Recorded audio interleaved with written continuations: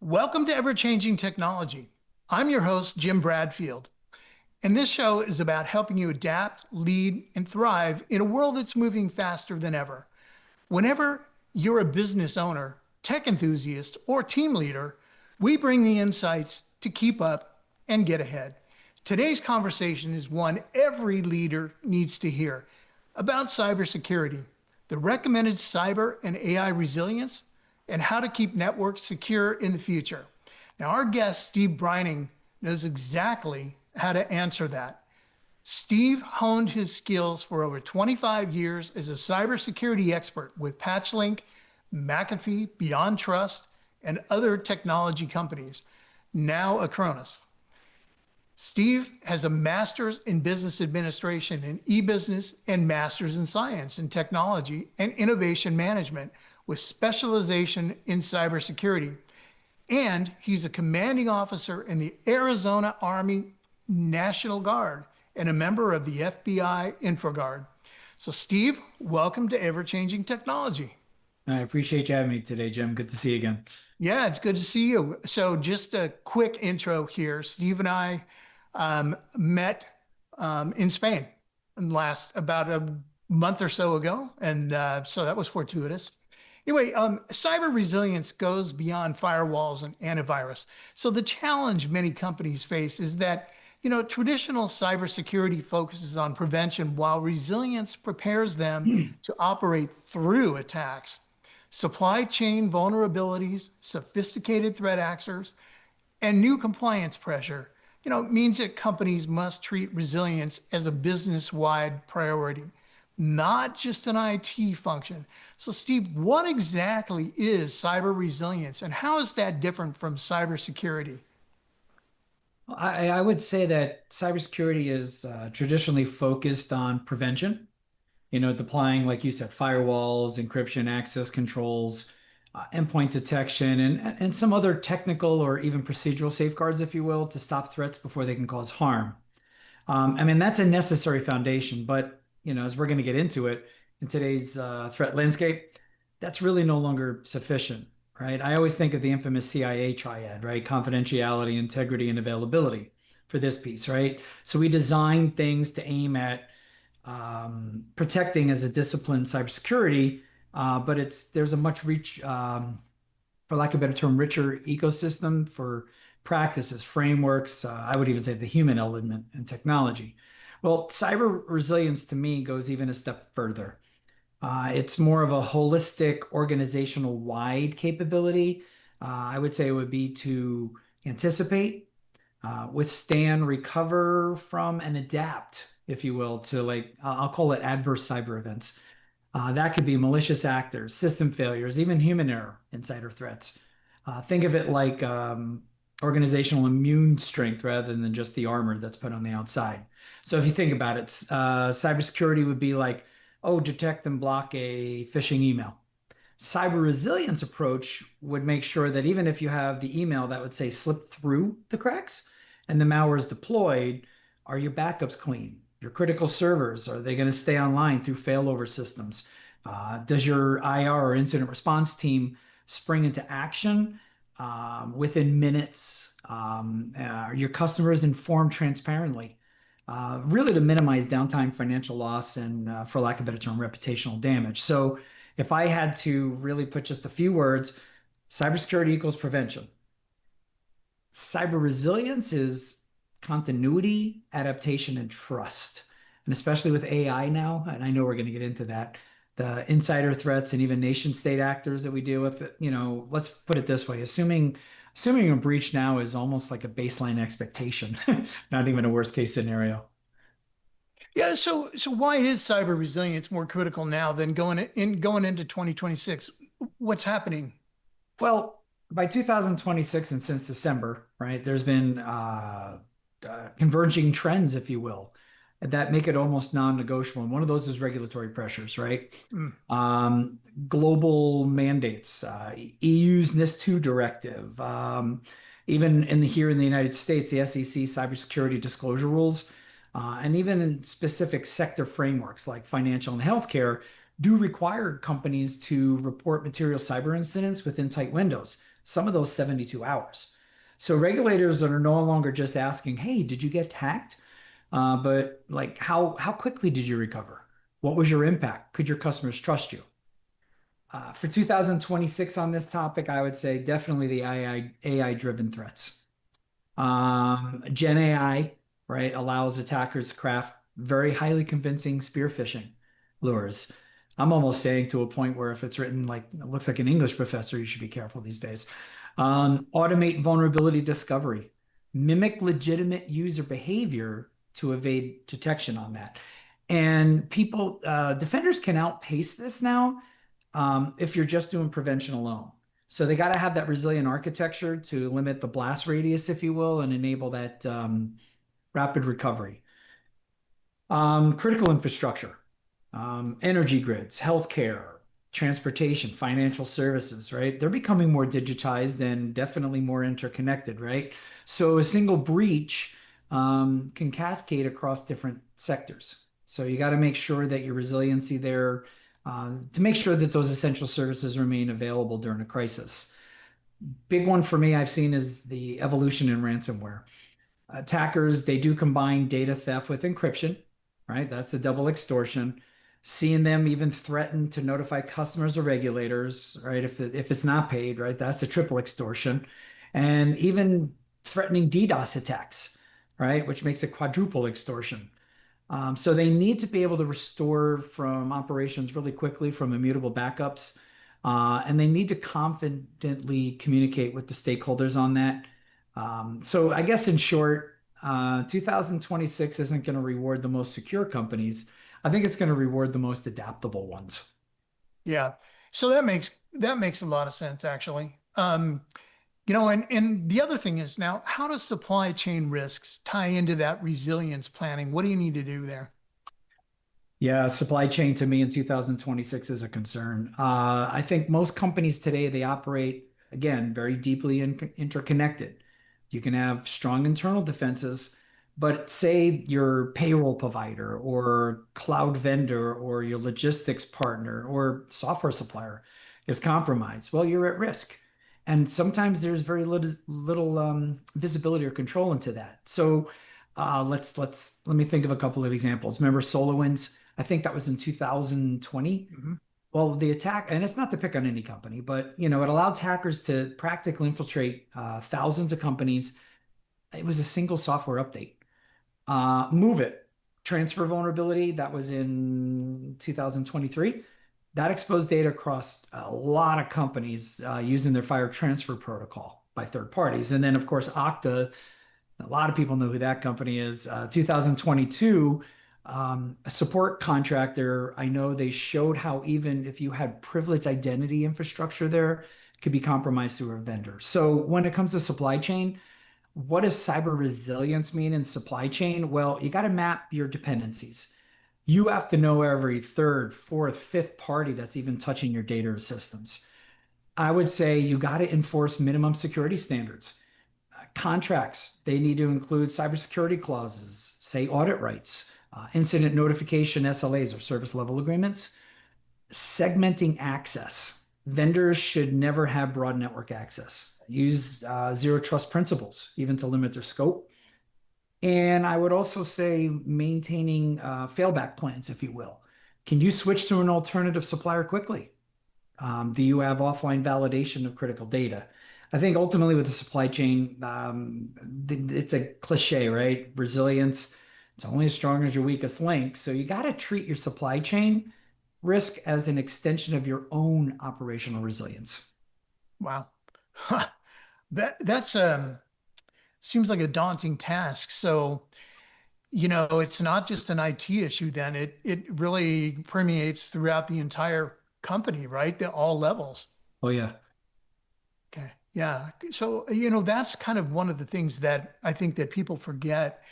The biggest deal is that, uh, you know, I think people at the top are not getting educated the way they should be. They're seeing all kinds of things, and the lower level guys are just saying, "Yeah, well, we got this. No, no problem. No brainer. We got this." You've heard that a lot. So, what are the key components to doing a truly cyber resilient company? What do they need to do? Always comes back to people, process, technology, right? Integrating those. Um, I would say there would be a couple pillars. As I said earlier, anticipate, continuous threat intelligence, dark web monitoring, right? If you're in a specific sector, say you do sector specific, what they call ISACs, that means information sharing and analysis centers. Look at the attack surface management, know what assets exist and their exposure. And then you need to do a risk-based prioritization on your assets. Really focus on and protecting what matters most. Another pillar would be, I'll call it withstand, right? Zero trust architecture. And what is that? Never trust, always verify. Micro segmentation, right? Limit that lateral movement. And MFA or multi-factor authentication, enforce that everywhere. Um, and then thinking of the NIST stuff, respond, test your IR plans, right? Have clear roles, have different matrix, 24/7 SOCs, or managed detection and response, MDR, and legal and com playbooks in case if there's breach notifications, right? Then you get into recover, immutable air gap tested monthly for restoration. You have to define RTOs and RPOs, recovery time objectives and recovery point objectives. And then have alternate work protocols. What are the manual workflows if you have during outages there? Since we're talking resiliency, I guess another pillar would be to adapt. Post-incident reviews.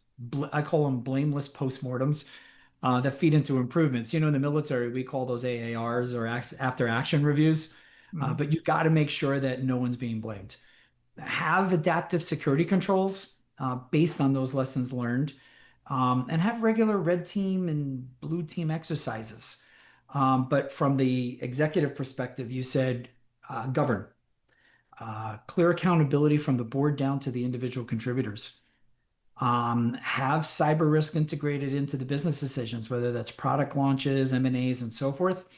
And I would also say, can you develop metrics that measure resilience, not just compliance? Those would be my pillars. Yeah, and I guess the thing is, that's basically what you guys do at Acronis. I mean, one of the biggest deals that I can see here is how do you get everybody, you know, from the bottom of the organization all the way to the top, getting to this. And I guess, what we're going to talk about, we're going to discuss that in the next couple of segments here. But coming up next, we're going to look at the biggest dual threat, affecting every business in 2026. Now, that's where we were talking about vendor risks and AI power adversaries.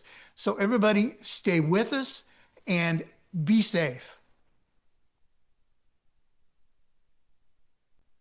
And we're back. I'm Jim Bradfield, and this is Ever Changing Technology here on Now Media Television. Welcome back to Ever Changing Technology. You want to stay informed of the latest innovations? Watch all Now Media TV programming live or on demand on Roku or iOS. You can also watch it on the podcast version. Now that's at www.nowmedia.tv. Stay connected to business, tech, and more anytime. So, welcome back to the show. We're continuing our discussion with cybersecurity leader Steve Brining. In this segment, we are going to dive into a new reality, AI-driven threats and vendor risks that disrupt businesses long before a cyber attack even hits. As companies integrate more vendors and more AI tools, the attack surface is going to grow, and so do the risks, and the tasks. The challenge for organizations today is that attackers are now using AI to automate and scale attacks beyond human speed. So meanwhile, companies depend on vendors who themselves may have weak cybersecurity, making them gateways for breaches. AI resilience is becoming just as important as cyber resilience. So Steve, what is AI resilience and why is it different from traditional cyber resilience? That's a good question. Even at our company, we're really, really investing in this area pretty heavily. But to me, I guess AI resilience, it's the ability for a company to well, I would say safely, adopt and operate and also recover from failures that involve any kind of AI systems, whether that's something you built internally, it's procured from a vendor, um, or targeted by a malicious actor. So, unlike traditional cyber resilience, which we talked about earlier, which really focused on data and system integrity there, AI resilience needs to also protect, I'll call it model integrity, decision logic, data provenance, if you will, and more importantly, ethical outcomes. But AI systems also introduce some very unique failure modes. The data poisoning, corrupting the data, right? The training data that would skew model behavior, model stealing, if you will. They extract proprietary logic via, say, API queries. Then you have adversarial inputs, which will trick the models that you have, and they'll subtly alter inputs. For example, say a stop sign misclassified as a speed limit, right? As an analogy. I don't know if that's the best analogy, but hope that makes sense. And also prompt injections, like in LMMs or large language models, forcing the model to reveal secrets or perform unintended actions, right? So, from a vendor perspective, resilience means shipping models that would be robust, monitored, and explainable. From an attacker perspective, well, AI offers more new attack surfaces for them: automated phishing, deepfake social engineering, evading detection via, I'll call it adaptive malware.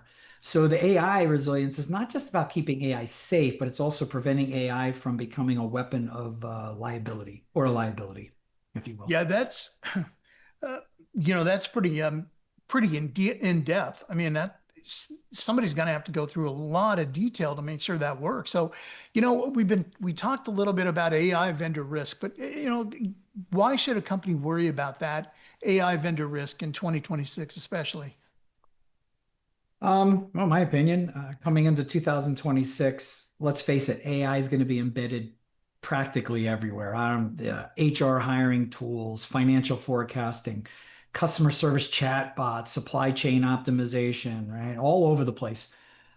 But a lot of organizations aren't going to build it themselves. They'll either buy it or integrate AI from some third parties, and that does create some risks, right? We'll call it black box models, right? Vendors may refuse to disclose the training data sources, their model architecture, or bias in the mitigation steps. That's hard to make validation impossible. You may have lack of service level agreements for AI behavior. What happens if your vendor's credit scoring AI suddenly starts rejecting qualified applicants due to data drift? And we talked about supply chain attacks. Compromising one AI vendor, say it's a SaaS analytics platform, well, that can cascade into hundreds of customers, kind of like the SolarWinds thing, but with algorithmic impact. Yeah. Model decay. AI models can degrade over time as real world data does shift. So if vendors don't monitor or retrain, their smart systems, if you will, become dangerously inaccurate. So to be resilient, I would say AI procurement policies that mandate transparency, data lineage, model cards, things like that. Have contractual clauses for model updates, incident reporting, and audit rights. And even have internal AI red teams, if you will, to test the vendor's models for bias, security gaps, as well as robustness. Yeah, I mean, that's an awful lot to do. So attackers are using AI to outmaneuver the defenders, right? I mean, that's what we just are talking about. That's really kind of an issue, right? That you're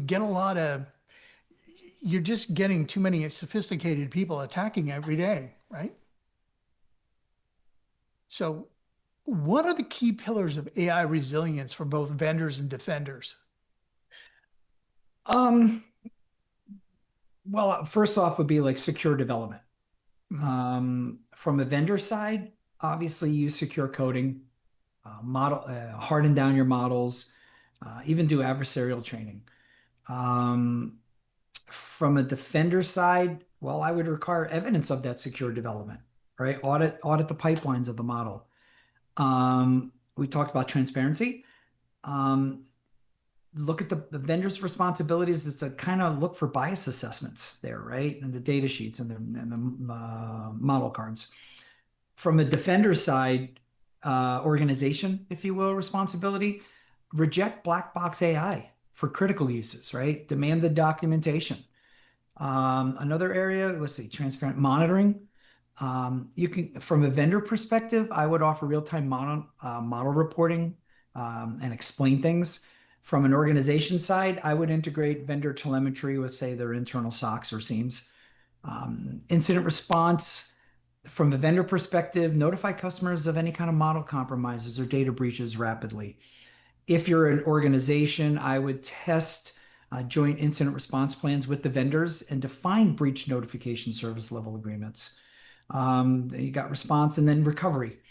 From a vendor perspective, recovery, support model rollback in case anything happens, right? Retraining it, failover options. From a recovery perspective, if you're an organization, maintain the fallback processes with a human review when AI fails. And I always talk about this with ethical, all right? Ethical guardrails with things, right? Um, Vendor side, I would embed fairness, privacy, and even safety constraints. But from a company side, I would align the vendor AI with the organization's overall ethical principles. So AI is risk is really shared, but the accountability is really the company's. Regulators, customers, and boards will hold the organization responsible, not your vendor, when an AI system causes harm. So think about this, Jim. If a biased hiring AI from a vendor discriminates against protected groups, for example, you may face a lawsuit, not the vendor. That's due to limited liability clauses, right? Or say an attacker uses some public chatbot to leak customer data via those prompt injections I mentioned earlier, well, your reputation is going to suffer. If a financial forecast AI fails during a market crash due to unmonitored drift, your shareholders bear the loss. So, what would be the role in AI governance? Well, AI resilience, governance. Have an AI ethics and risk committee. Validation, independently test those vendor models for, what do we say, security, fairness, and, well, robustness. And monitoring, track the model performance, right? See if there's data drift going out there. And then finally, I would say incident playbooks. Include AI specific scenarios in your incident, like toxic output or model inversion attacks. Wow. So, that's an awful lot to do, and I'm assuming that that's why somebody's going to want to get to Acronis and talk to you, right? Because that's obviously very clear. That's way above anybody else's pay grade without having cybersecurity specializing in their background. So, where can vendors learn more about your cybersecurity insights and leadership work? Well, Acronis.com, we have everything there. Again, we're one agent, one console. It's all natively integrated. So from all the cybersecurity solutions that we offer to backup, to disaster recovery, to RMM type tools, it's all built in together and it's natively integrated, which really has an impact when you want to remediate an entire incident. So yeah, you can just check out Acronis.com and see what we do there. That's awesome, man. Okay, up next, we break down one of the most important frameworks shaping cybersecurity decisions today, the NIST AI Risk Management Framework. Don't go anywhere. We'll be right back. And we're back. I'm Jim Bradfield, and this is Ever Changing Technology here on Now Media Television. Welcome back to Ever Changing Technology. We're here again with Steve Brining, breaking down the tools and frameworks leaders need to navigate the AI era. So one of the most important is that the NIST AI Risk Management Framework. Now that's something many companies have heard of, but I bet don't understand yet. So we're going to be talking about the challenge for many organizations with AI being rapidly adopted without governance. The NIST framework offers structure, accountability, and measurable safeguards and helps prevent risks that attackers could exploit. So, Steve, what's the NIST AI risk management framework, and why should cybersecurity teams care? Yeah, I believe it was first released in 2023, Hmm. and believe me, it's continuously updated. In the military, NIST is one of our favorite things to look at. It's voluntary, but it's becoming very increasingly influential and here in the US for framework to not only just to design and deploy, but to also govern system responsibility for AI. And there are four main pillars to it. Of course, govern, that's creating risk-aware culture and policies, mapping or map, that is identifying the risks or the context, if you will, and the impacts of the systems. Measure, you evaluate, test, and validate the behavior, and then you want to manage it, right? That's mitigate, monitor, and adopt to the AI risks. But they need to be, why do they need to seriously care about this? Is because AI is now embedded in security tools. Here at Acronis, it is a big thing that we're doing.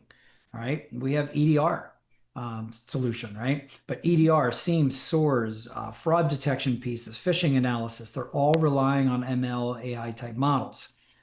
Well, these new models also would introduce a new attack surface, right? And failure modes, right? There could be bias in anomaly detection, data poisoning, as I mentioned earlier, of say threat intelligence feeds.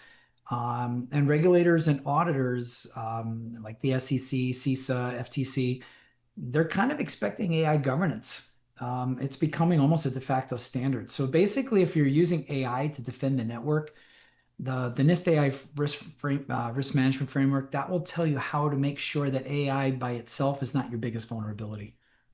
Hmm. Okay. Yeah, yeah, again, that's something that you guys are going to be able to discuss with any of your clients.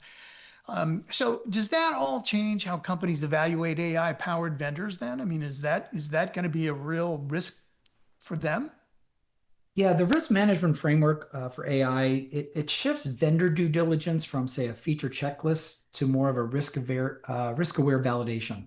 Hmm. So we talked about the map pillar, right? You have to understand under there what data is being used to train the threat detection model.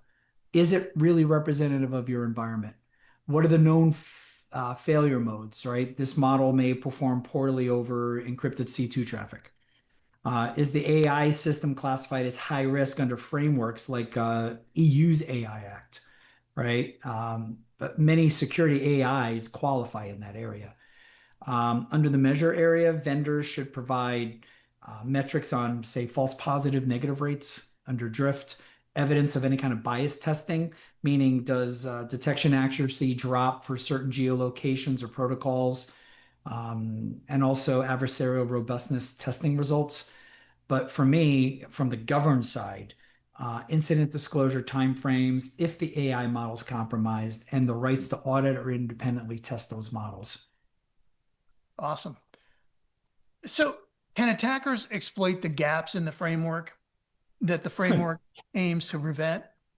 Yeah, and they already are. Uh, Um, they anticipate threat vectors that, let's say, bypassing weakly governed AI. So, say a SOC uses some AI triage tool, right? And they don't have any government contracts, right? There's no human review policy. Well, attackers will flood that with false alerts, right? Cause all that alert fatigue, right? And try to hide the real breaches. We were talking about data poisoning unmapped data pipelines, right? If a vendor hasn't mapped its threat intelligence data sources, well, attackers can inject fake IOCs or say indicators of compromise to mislead detection models. Um, you can evade non-measured models. Many commercial AI security tools sometimes aren't tested against adversarial examples. So attackers may craft malware that looks normal to the model, but it's malicious, right? So it slips through undetected. And then I would also say exploiting poor management practices. So if a company doesn't monitor model drift, right, that's under the management area, then an attacker waits for the model to degrade, and then it will strike when the detection accuracy is lowest. So, in essence, the NIST AI risk management framework, it's really a blueprint for just closing the gaps that really make AI-powered defenses brittle. So if you ignore these, it kind of exposes you to the next gen AI aware adversaries out there. Okay. Yeah. Now, so that framework then is going to apply to offensive AI or red team tools internally, right? Is that correct? And how's that work? Yeah, ethical red teaming is covered under the risk management framework under NIST. That's in the govern and the map areas. So when your team uses AI for pen testing, say, or threat simulation, or even doing adversarial, say, ML research, the actual framework inside of it under the map, it will say, okay, what's the intended use, potential misuse, what's the blast radius? I mean, like, hey, could this be could this AI phishing generator be leaked or abused? Under govern for the ethical red teaming, strict policies, approval workflows, and audit logs. For measuring, for that or the red teaming, the tool's behavior to make sure it's not inadvertently causing outages or data leaks. And under the management area of the red teaming, right, the risk via containment, air gapped environments, or kill switches, or do you have ethical review boards for this? So the AI risk management framework, it doesn't ban offensive AI, for lack of a better term. I'll call it responsible stewardship. Um, Actually using AI red teaming in alignment with the risk management framework, in my opinion, does strengthen the overall cyber resilience by stress testing their own AI defenses in that aspect. However, if your internal AI hacking tools lack, say, some RMF aligned controls, well, I guess they could become a compliance liability or a breach vector itself.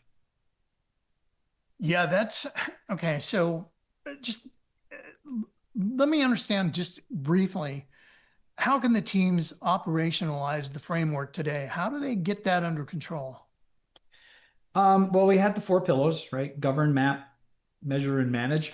Uh-huh. Um, Govern, you have to appoint an AI risk owner in the CISO office. Update your infosec policies, right, to include AI model inventory and have various risk tiers. Have AI impact assessments, right, for any kind of new security tool. If you're going to map, maintain a registry. You know, we always do this in risk registries, but maintain a registry of any kind of AI or ML models in the security stack. Document each model's purpose. What's the data sources, right? What's the decision impacting and the threat model? What did I say? Run quarterly adversarial tests on the detection models. Monitor for that data drift, performance decay, if you will. Also validate vendors' claims with your own independent testing. And then finally, with the management or managed area, I'll call it the human in the loop for high severity AI alerts. And again, I mentioned this earlier, but establish those rollback procedures for failed AI models and integrate AI risk metrics into your overall dashboard. And it Wow. also aligns with the NIST Cybersecurity Framework 2.0, right? That's Mhm. govern, identify, protect, detect, respond, and recover. It actually now includes AI considerations. So they're actually complementary to each other. Now, just real quick, in the last minute or so that we have left in this segment, will regulators begin penalizing companies that ignore this? Yeah. So while NIST is currently voluntary, right?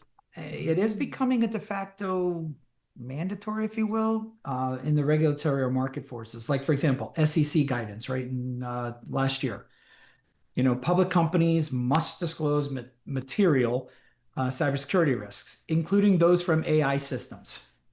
SEC explicitly references NIST frameworks as recognized standards.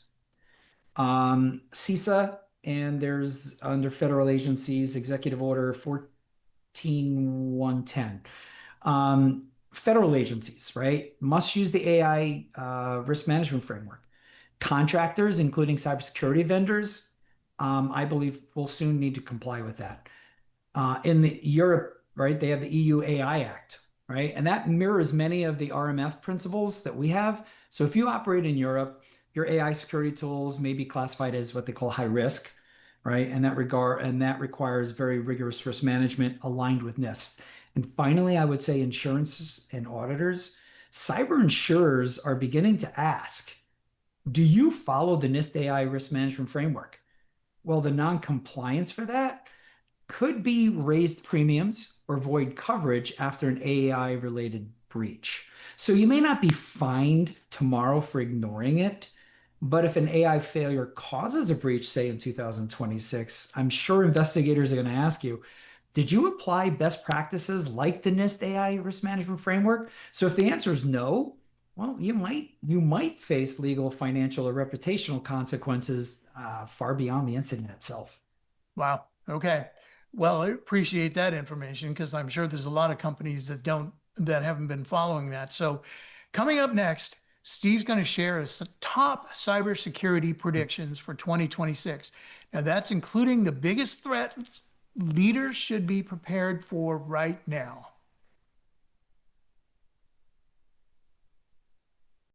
And we're back. I'm Jim Bradfield, and this is Ever Changing Technology here on Now Media Television. Welcome back to Ever Changing Technology. Don't miss any of our conversations on technology, innovation, and the future. Stream all episodes on Roku or iOS, or listen to the podcast on www.nowmedia.tv. We're here for you 24/7. So we're closing today's episode with a forward-looking discussion. Steve Brining has a unique vantage point, combining corporate cybersecurity leadership with military operational insight. So now we're going to turn to the threats, technologies, and tectonic shifts we should expect coming up in 2026. So the root challenge for leaders is staying ahead of rapidly evolving threats. From ransomware evolution to quantum computing risks, organizations that fail to adapt will fall behind attackers who are innovating faster than ever. So, Steve, what do you consider the biggest cybersecurity threat in 2026 and why? Well, I guess this answer would have different flavors and many different opinions. I'll say mileage may vary. But in my view, the dominant threat for 2026 won't be a single attack vector, right? But it's going to be more of an AI amplified multi-stage campaign targeting very critical decision-making systems. I think they're going to combine Gen AI at this point to create very hyper-realistic deepfakes, whether it's voice, video, or email, CEO fraud, or disinformation. Combine that with autonomous malware that learns defensive patterns and adapts to evade that detection. I think they're also going to look at supply chain compromises of these AI ML models or SaaS platforms used across different industries. I think they're also going to combine data poisoning of operational AI, like fraud detection, network anomaly tools, to try to create those blind spots. But a new one that I'm starting to see in the industry is something called Agentic AI. That's fundamentally shifting this threat landscape. And quite frankly, Jim, this one scares the heck out of me. Because Agentic AI to me, it's autonomously it will perceive, plan, attack, and adapt to achieve goals without continuous human input. So a lot of them today are very reactive, right? Chatbots, classifiers, but agentic AI can break down complex objectives into subtasks. They can use APIs, browsers, code interpreters, learn from the feedback, adjust strategies in real time, and operate persistently over hours or days. It just scares me. So why does this scare me? Well, attackers deploying agentic AI. Let me give you an example. Scan a target organization for vulnerabilities. Then they'll craft phishing lures using, say, OSINT stuff like social media, job posts, press releases. Then they'll test their payloads against those defensive tools, even EDR, email gateways in some sandbox environment. And then they'll keep iterating it until they find a working exploit, and then they'll exfiltrate the data or deploy ransomware, and that's all without human intervention. There's something called living off the land. I think they could do it at scale. Agentic AI can chain legitimate tools, say like PS Exact and PowerShell, right, to move laterally, mimicking insider behavior and evading anomaly detection. Can even read the company's own documentation, understand the network topology. Um, And then if it's blocked, the agent just doesn't stop. It can probably, oh, we're going to detect EDR. We're going to switch to a fileless execution. Email flag, well, let's just generate a new persona and try via Teams. Is MFA enforced, right? And then you can get into a phishing call, right, for deepfake. So there's a lot of things it can do. So why do I see this as a tipping point? Technology maturity, right? Multimodal AI tools using AI models widely available via APIs. Running agent workflows are going to start costing pennies per campaign, and few policies address autonomous AI use, even internally at companies. Mm, yeah. All right. So what, how are the new regulations going to reshape cybersecurity? You talked about policies. How about regulations? What are they going to do to reshape that? Again, my opinion. I think 2026 is going to be the year of mandatory cyber transparency. And I think there's a couple of global regulatory shifts toward this. One is incident disclosure deadlines, right? We talked about the US SEC rules, public companies disclosing material incidents within 4 days. EU's NIST 2 directives, right? Mandate 24-hour initial reporting for critical stuff. And if you delay or do inaccurate disclosures, right, fine, shareholder lawsuits, executive liability. I also think AI specific oversight, right? If you think I was mentioning the European AI Act, that classifies many cybersecurity AIs, like I said earlier, as high risk. That requires risk assessments, human oversight, and very robust testing. US agencies like the FTC and CISA, I think they enforce what they call reasonable AI security under existing consumer protection laws.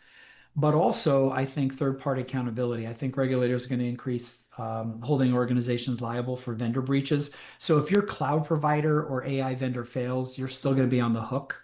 And then again, contracts will probably start including cyber clauses, audit rights, and resilient SLAs. Yeah, and I'm assuming that, you've talked about before ransomware evolving beyond encryption, right? I mean, that's going to involve a lot of us, a lot of things that it's very difficult to find, right? Yeah, I would say in 2026, this whole classic encrypt and demand ransomware is going to be a minority. I think they're going to shift to some very high leverage tactics like data weaponization. Instead of just stealing data, they may edit or corrupt it. Hmm. Think about altering patient records, financial transactions, right? Or engineering schematics, right? That just creates chaos that, quite frankly, backups may not fix. ICS or industrial control systems, right? Operational sabotage, smart grids or logistical APIs that cause some physical disruption, right? And then they demand a ransom to restore the functionality. It has nothing to do with data. I think reputation extortion, threatening to release AI generated deepfakes to mimic insider misconduct, like fake emails implicating executives in fraud, right? That would be a scary one. I would also say insurance-driven attacks. I think criminals will study company cyber insurance policies, and then they'll tailor attacks to maximize payout pressure, right? And probably hitting you just before renewal. So, Yeah, defense, it scares me.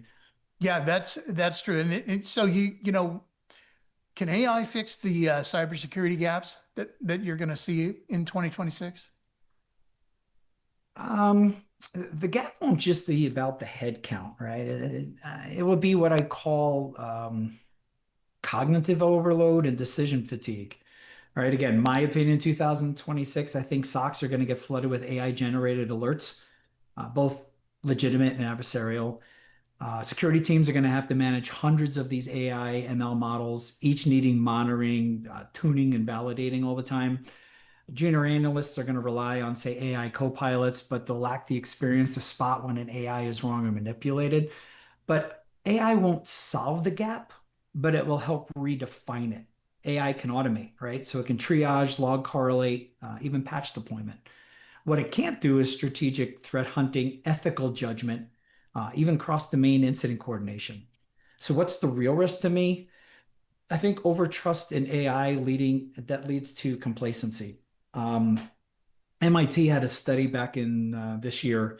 I don't remember where it was, but it said that analysts using AI tools were 37% less likely to question false negatives.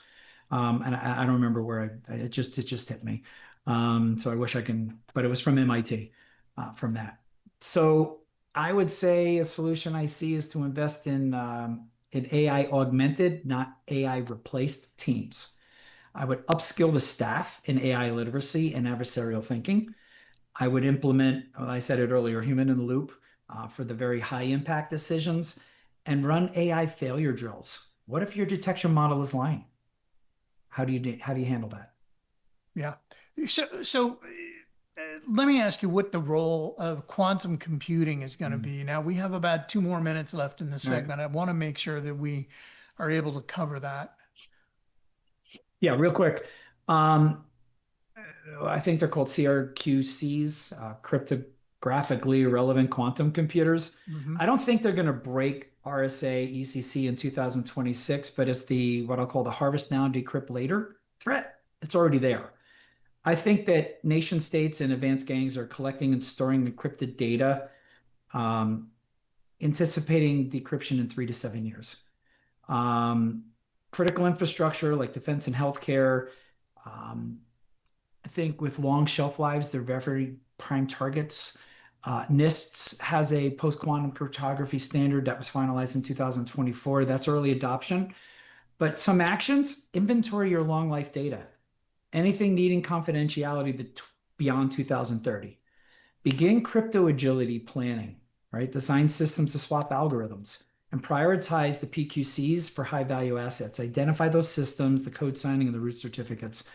So I don't think quantum will break in 2026, but really failing to prepare for that will break in the future. Good. Okay. Excellent advice. So, Steve, thanks again for sharing your expertise. Where can people connect with you to learn more about your cybersecurity work? Yeah, I mean, personally, since this is a work function, people can email me at steve.brining LinkedIn, you can look me up, linkedin.com/in/Steve Brining.